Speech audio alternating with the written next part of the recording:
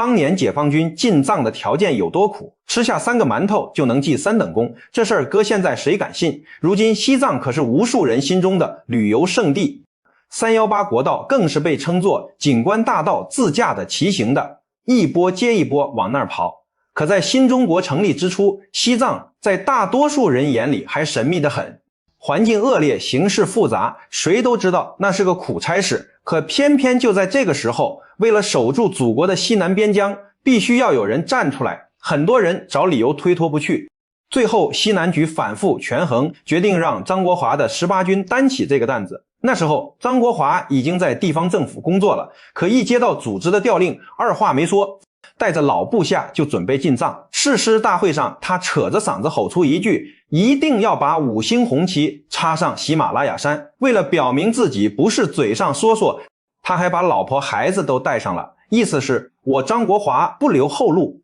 1950年1月6日，中央军委一声令下，大部队浩浩荡荡向着西藏开进。今天我们走318国道，觉得风景如画，可在那个年代，进藏压根就没有路，部队只能手脚并用，逢山开路，遇水架桥，一步一步往里走。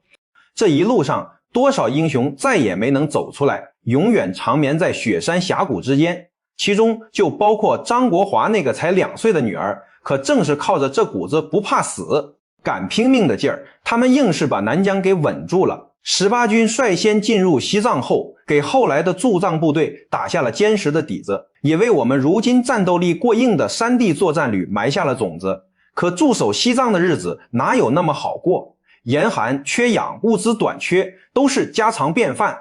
战士们连澡都洗不上，吃饭更是大难题。早年在神仙湾哨所条件最苦的时候，部队甚至定过一条规定，谁能吃下2个馒头就给嘉奖，谁要是能硬塞下去3个，直接记3等功。要知道这些战士可不是光坐着，还得训练、巡逻、站岗。就是在那样连饭都咽不下去的环境下，他们为了身后的祖国和人民，硬是咬牙挺住了。西藏大多数的地方条件都极其艰苦，尤其是那些高海拔哨所，缺氧严重，随时威胁着战士的生命安全，长期驻守下来，身体被摧残的厉害。可他们就像一颗颗钉子，死死钉在祖国的南疆大地上，从来没有后退过半步。哪有什么岁月静好，不过是有人在替我们负重前行罢了。